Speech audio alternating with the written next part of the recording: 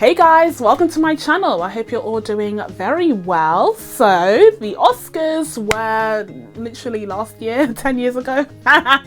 No, they were on Sunday night, and unfortunately I wasn't able to do my Oscar reaction video yesterday on Monday, as is tradition on my channel, because I was down with a really bad migraine.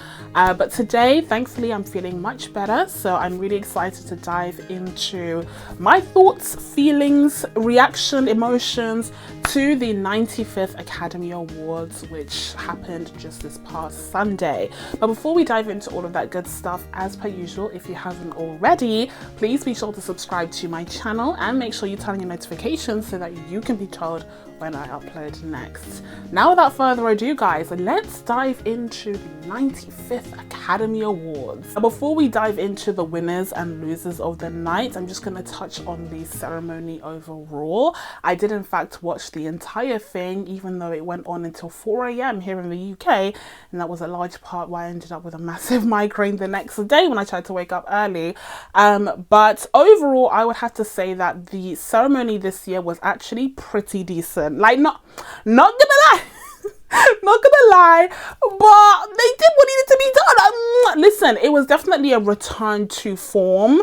Not top form, but a form. Like, it was a return to normalcy. It was a return to just standard awards show fare. It was nothing spectacular, nothing special, but you know, they were trying their best to make it as streamlined as possible. They brought back the categories that people had been really upset to see disappear last year. They got rid of the fan favorite categories, thankfully, because they were a farce. They really just tried to bring it back, you know, try to strip away all of the stuff that happened last year and bring it back to the prestigious awards that people know and sometimes love. And I discussed at length all of the issues and everything wrong with the Oscars in my video that I dropped on Saturday, called Everything Wrong with the Oscars, where I talked about, you know, the issues with the Academy and the Academy Awards, but also my solutions, my proposed solutions.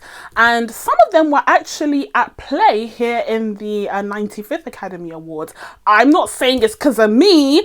I'm not saying I'm responsible. No, I'm kidding. Obviously, they had the show planned before Saturday, hopefully. But I was happy to see some of those recommendations be implemented in Sunday's awards show, because I think it made all the difference. You know, having the Little Mermaid trailer, for instance, in the middle of it. Some people were against it, but I mean, that just spoiled sports, honestly. I did see some people, you know, let me know what your thoughts were. Did you like the fact that the Little Mermaid trailer dropped in the middle of the Oscars, or did you not? Like, I'd be happy to hear your thoughts. I agree that it was a bit jarring to have the trailer be announced like a new category for the awards. Like, that was a bit odd. And by the way, we didn't have that in our UK airing of the show. It wasn't part of our broadcast, so we just got an extended ad break. We didn't even know when the trailer dropped. It was only for the US. So yeah, some people are annoyed that Disney used ABC, which it owns, in order to promote The Little Mermaid in the middle of the broadcast of the Oscars. But I like the fact that they dropped the trailer in the middle of the Oscars. Again, I don't think it needed a whole announcement, but I think having more trailers drop during the Oscars helps make it feel like the biggest night in cinema. It's something that the Super Bowl does very successfully, and I could see the Oscars following suit to help make it feel like a grand occasion. Another thing that the Oscars tried to up the ante on was with the showmanship. I think that the performances on Sunday were really strong. It helped that the songs that were nominated had really big performers to begin with, like Rihanna and Lady Gaga. And of course, we had the global sensation Naatu Naatu making its Oscar debut. And that was easily, hands down, the most, I won't say the best, but the most impactful performance of the night. Because Lady Gaga's performance was very stripped down. It kind of looked like a rehearsal even, and that was very intentional. She was paying tribute to the director of the first Top Gun fun movie, so like it made sense thematically, but as in terms of it being a show, I would say Natu Natu absolutely blew it out of the water. And then you had Rihanna, who had the incredible set piece behind her, and she did a really great job performing that song, also a tribute. But again, when it comes to the like, you know, razzle dazzle factor of it all, Natu Natu was just like, it was different. When the song hit the stage, the whole room moved. The whole room was vibing. It was such an extraordinary experience. And again, it makes me double down on my idea of having a halftime show in the middle of the Oscars, okay? So we can have more performances like that, more performances that have the whole room moving. Overall, I would say that the ceremony was very well done. It was very predictable and pretty run-of-the-mill, but it did feel very well produced and it was entertaining to watch. I mean, it felt like, again, a return to form, not a particularly exciting form, but one that was pretty enjoyable and engaging. And it had moments here and there that got a chuckle out of the audience, both at home and in the actual room. And then next up, speaking of laughing out loud, speaking of having a chuckle, we need to talk about Jimmy Kimmel, who was the host for the ceremony. And I think he did a pretty good job. Listen, overall, I've never really understood the obsession, or America's obsession, with the Jimmys. Like, I've never understood it personally. Me personally, I've never understood the obsession with Jimmy Kimmel or Jimmy Fallon or even James Corden. Like, I've never understood why people find them so hilarious. I know it's popular to hate James, but like, he had a really strong run in America there, so someone liked him, and I just don't understand why. So, but I will say, okay, you know, put my hands up to Jimmy there. He did a really good job on Sunday. I think his jokes were good, although as I said on Twitter, most of them I'd already seen on Twitter. I'd already seen most of the jokes on Twitter or socials, but he picked the right ones, like I said, okay, so that has to count for something. I like the bit with Jenny, the donkey or the miniature pony, whatever she is. She's adorable. I loved her. So when he brought her out on stage, I was like, oh my god, my sister! So that was cute. And he also had some really good one-liners here and there. Some of them were topically relevant, some of them were relevant to, you know, the Oscars specifically. He also took the time to mention the Woman King and Till. It was lip service, and it still did not make up for the fact that they weren't nominated, but I enjoyed the fact that he brought them up, and at least to a really wide audience who maybe might, you know, check them out after he mentioned it. Who knows? Even if one person is converted, that's still quite the triumph. The only part of his whole presentation that I really disliked and actually came to despise as the night went on was the whole Will Smith slap talk discussion. Yeah, we're done. Hopefully we're done. We're done, right? I thought we were done. I got so sick and tired of hearing everyone mention the Will Smith thing. I was like, the first time, okay. That part that he said where he was like, oh, if someone comes up and slaps me, do what you did last year, which was nothing. That was hilarious. That was hilarious. Okay, that was a really great joke. But, you know, the other jokes that came after it where it was like, oh, violence and all of that, I was like, okay, let's just relax now. Let's just calm down, okay? Yeah, he didn't have to mention it. I think twice would have been okay. I would have given them a pass because it was a pretty big deal. But the 5, 6, 7 times that they kept talking about it was annoying. So that's the only ding I would put on his performance. And actually, I almost forgot, another joke that annoyed me throughout the night was him constantly bringing up how long the Oscars are. They do this every year where they're like, we know the Oscars are like 10 hours long, we're so sorry, so we're gonna mention it every 5 minutes. It's like, mate, my guy, if you just stopped mentioning how long the Oscars are, maybe you'd have more time to get a move on, like to actually get on with the show. So yeah, that was annoying to me, especially because, again, some people were cut off during their speeches. So like, we could have saved all of those jokes about how long the ceremony is in order to allow these people to speak in this very important moment in their lives. But anywho, those two things were annoying to me. Otherwise, I think Jimmy did a pretty good job presenting. It wasn't anything for the history books, but I think the Academy just wanted a return to form after the, you know, mayhem that was last year. Okay, so now let's talk about the winners and losers of the night. Oh, how do I want to start? Do I want to start on a positive? Yeah, I'm going to start with the positive. My girl Michelle. Yeah. My girl Michelle, Oscar winner. Oscar win. Oh. Some of the girlies on socials were real sour. Yeah, they were really upset on Monday morning. Yeah. Michelle Yeoh won. Listen, I had to wait, what, 3.5 hours? Is that when they announced Best Actress? I had to wait that long to find out the answer to the only question I had when that night started. That was the only question I had. Everything else, I was like, I already know what's going to happen. But that was the big question of the night for me. Now, I was wrong because there was another question that I should have asked, okay? But we'll talk about that in a second. But that was the big question that I had at that point. Is Auntie gonna go home with the statue? Is Sis gonna go home with the statue? And she did. The answer was yes, she did. I was so happy. I was thrilled. I was happy. And listen, the whole night with almost all 4 of the winners, it felt like the actors had earned this. It felt like they were being rewarded not only for their singular performances in their respective projects, but also because of their tenure in Hollywood, because of their stories and their journeys in the industry. It kind of felt like this great moment for these actors that had worked so hard and had struggled and had gone through so much, you know, during the decades of being actors, that this moment just meant the world to them. You could feel that it meant the world to them. And so it just made for these really touching moments throughout the ceremony. And Michelle Yeoh's win was just like that final moment that just felt so earned. It just felt so significant, so important. Oh, I was elated. Truly, that's the word. Elation.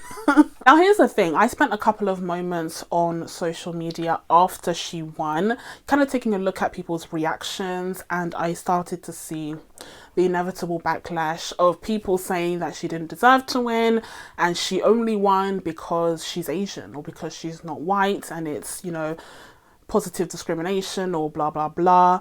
And you can tell already that I'm too tired to delve into this. One, because I have a headache, okay, and two, you know, I had intended to dive into this with fury and anger and do a whole rant about how people are stupid, trying to discredit Michelle Yeoh's accomplishments. I guess I can still do that. I guess I can still do that. But the fact of the matter is, it just makes me so sad at the end of the day that people aren't able to see how truly biased, how this racial bias is so ingrained in their DNA that they refuse to accept that anyone other than a white woman could be worthy of being awarded an Oscar for their acting ability. Like that, it just does not even compute to them that another group of people could be worthy. And the only way that they could take home that statue is if others pity them. Do you know how disrespectful that is? Do you know how delusional and stupid it is to believe that Michelle Yeoh could only go home with an Oscar because people felt sorry for her, or because of positive discrimination, or because of anything like that? But in the meantime, the other 93 actresses, oh my God, the other 93 white identifying, because there was one who was half Asian, but she didn't identify as Asian. The other 93 white actresses that went home with their Oscars for Best Actress, they all deserved it, right? No questions asked. They all 1000% deserve their awards. But anyone else, anyone that diverges from that demographic, they don't deserve the award. And the only way that they can get the award is if people feel bad for them, if they play the race card. 93 out of 95. And you're getting your panties in a twist over 2 people being rewarded Best Actress in almost a century of ceremonies. Wow. And that's why I'm just like, I feel bad for you because you're lost. People were swearing up and down that Cate Blanchett was more deserving of the Oscar because she's more sophisticated, because her role was meatier. Oh, we love a good meaty role. Well, what was Michelle Yeoh doing in Everything Everywhere All at Once? Because from my eye, I saw Sis acting as not just one character, but several different characters across a multiverse. But you can't even begin to fathom that there might be various different ways to give a performance that should be deemed awards worthy. You are so used to seeing only one type of performance and only one type of performer be rewarded for their efforts, that anything that diverts from that plan, from that structure, is seen as unworthy in your eyes because you lack imagination. And of course, because of that little thing that you have called racial bias. That's why you can't see. And this goes back to what I said in my Everything Wrong with the Oscars video about the importance of having a diverse body of voters in the Academy. Because it's this diverse body of voters who will start to recognize a diverse group of actors and stories and mediums as being awards worthy. And Michelle Yeoh was far from the only person collecting awards for Everything Everywhere All at Once on Sunday. We also had the Daniels making constant trips up and down the stage collecting their own awards. They collected Best Director, Best Original Screenplay, and of course Best Picture, and it's honestly deserved. Honestly deserved. Okay, they knocked it out of the park. I think the Daniels were adorable. I think one of the Daniels went on for a little bit too long. I think he needed his editor. Okay, speaking of, you know, the awards that they collected an award for best editing as well. And that editor needed to chop down some of these speeches, okay, because the Daniels definitely got a lot of airtime because they were the stars of the night. And, you know, the other guy went on for a little bit too long, in my humble opinion. But I get it. It's crazy. You won an Oscar and you're just like spewing words at that point because you can't believe what's going on. But yeah, I was really happy for the whole Everything Everywhere All at Once crew because it really was a standout movie for 2022. I mean, that to me really does reflect the best of what film had to offer last year. And Everything Everywhere also swept in the acting categories where we saw Huy Quan take home the award for Best Supporting Actor. I was so happy. I was so happy. Again, it's another success story that's a long time coming, and he's just adorable. He's such a likable guy. His whole awards campaign has just ingratiated him with fans and audiences, and he's just played it really, really well. And I'm really looking forward to seeing more of him. He's going to be in Loki season 2. Whatever role he has in Loki season 2 needs to be blown up. Okay, whatever role that he may have had before, like if his script was looking like this, his script needs to look like this. Because he is an Oscar winner, honey. He's an Oscar winner. Kevin Feige is lucky that they signed the contract before he won the Oscar. Now, before we get to the other Everything Everywhere alumnus that took home an award on Sunday, let's just take a break and direct our attention to Brendan Fraser for a second here. He was also adorable. He also had a very, you know, storied and troublesome history working in the industry. And it was a great triumph to see him take home the award on Sunday. I felt really good for him and I was really happy for him. He was just like so emotional, and you could tell that it meant the world to him to be welcomed back into Hollywood once again. I'm always a bit cynical about the whole welcome home message because it's like they're the ones that kicked them out. But anyway, are they supposed to kiss your boots now that they've come back? Now that you've allowed them to come back? Come on now. But anyways, I'm happy for Brendan Fraser. I have since seen The Whale and I thought it was a interesting film. Darren Aronofsky, The Whale is an interesting film. I will say very clearly, I hated the ending. The ending, that stupid, silly ending that was just ridiculous. Yeah, hated that. But the rest of the film, there were some good parts. There was some less than good parts. It also won an award for Best Hair and Makeup, which, okay, fine. Okay, fine. I can't really remember the rest of the nominees, so I'll allow it. Okay, so now we need to bounce back to Everything Everywhere and discuss the fourth acting category. Jamie Lee Curtis. Jamie Lee Curtis won. Here's the thing, Jamie Lee Curtis is a babe. That's the thing. So keep that in mind, right? Like if it was anyone else that I disagreed with, I'd be up here fuming. You know how I am, fuming. getting so angry, giving myself another headache. But because Jamie Lee Curtis is so likable, I'm like, I disagree with this, but I'm not mad. Like, I'm not angry. But then I remember Angela Bassett could have taken this home. And I do get a bit angry. I do get a little bit angry. And then I also remember that Stephanie Hsu could have taken this home. I saw a picture of everyone from Everything Everywhere taking a photo together with all their Oscars, and like Stephanie was the only one without an Oscar. And I know that someone would have had to have gone without an Oscar because, you know, two of them were nominated in the same category. But in my humble opinion, if there was anyone that should have gone home without an Oscar that night from that cast, it should have been Jamie. It absolutely should not have been Stephanie Hsu, who acted the fudge out of... I mean, she was kind of a co-lead. She was... whatever. Sometimes I look at these results and I'm just like, am I taking crazy pills? Like, what's going on? 1 + 1 = 5? Like, I don't understand. The thing about Jamie Lee Curtis's performance is that it was great. It was a great comedic performance, but if it had been in a bog standard comedy, it wouldn't be considered awards worthy. Like, it simply would not. Like, it would not have been up for an Oscar, and it certainly wouldn't have won one. Where are all the people saying that Jamie Lee Curtis doesn't deserve her Oscar? You know, all the people coming for Michelle Yeoh's neck, okay, they should be coming for Jamie Lee Curtis, because they're all like, oh, Michelle Yeoh didn't deserve the Academy Award for her performance in that film. Where's this energy towards your auntie? Because that's the one that didn't deserve. Especially because, as I said, this award could have gone home with Angela Bassett instead. And you did see her face, you know, she was visibly disappointed and shocked, I think. But I wasn't wholly surprised and shocked, because Jamie Lee Curtis did take home the SAG Awards, and the Actors Guild is a very powerful voting body within the Oscars, within the Academy. So the fact that Jamie Lee Curtis took home the SAG was a pretty good sign that she could take home the Oscar as well.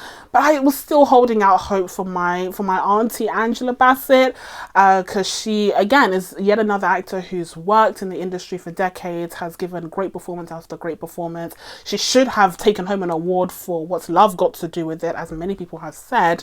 And she was phenomenal in Black Panther. That's the thing. Jamie Lee Curtis was pretty good in a phenomenal film, and Angela Bassett was exceptional in a film that other people deem as, you know, not awards worthy. I loved Black Panther too, but I know that not everyone had that opinion. So that's the kind of issue that we had here. But I would have at least accepted if they had split the difference and given it to Stephanie Hsu. Okay, so we've gone through Everything Everywhere all at once. There were other films, you know, that night that also won awards.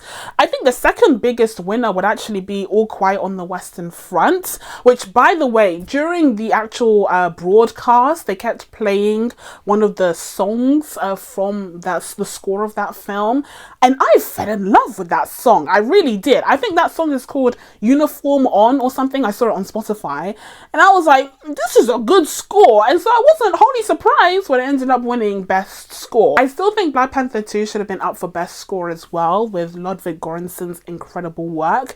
But, you know, considering the options, I do think All Quiet's score was actually quite decent. I was sold on it during the broadcast. So yeah, it ends up being a very big winner. It won Best International Feature, a bunch of technical awards. Avatar, like, really did not have much of a presence, you know, this year, considering how technically brilliant it was. It was really surprising to see the Academy just kind of shun it for all of the categories, apart from the one category where it really just could not ignore it for, and that was, of course, Best Special Effects. And also, another thing that I remembered with All Quiet on the Western Front, you know, one of the many speeches that the cast and crew gave as they were accepting awards, in one of the speeches, someone highlighted the young actor, I think it was for Best International Feature, that award, they highlighted the actor, Frederick, I think his name is, who stars in the film, and he wasn't nominated for any acting categories, but I found it really touching that the director actually took the time to highlight this actor, because I've seen this actor's face everywhere for the promotional material for this film. Like, he is the face of this film, and so the fact that the director or producer or someone highlighted him on stage was really heartwarming for me, especially because I was such a huge fan of 1917. I was really annoyed when George Mackay, who was the star of the film, did not get any love from the Academy for his performance in that movie either. But yes, All Quiet on the Western Front ended up taking home most of the awards that Everything Everywhere All at Once didn't, apart from the documentary and short film awards, of course.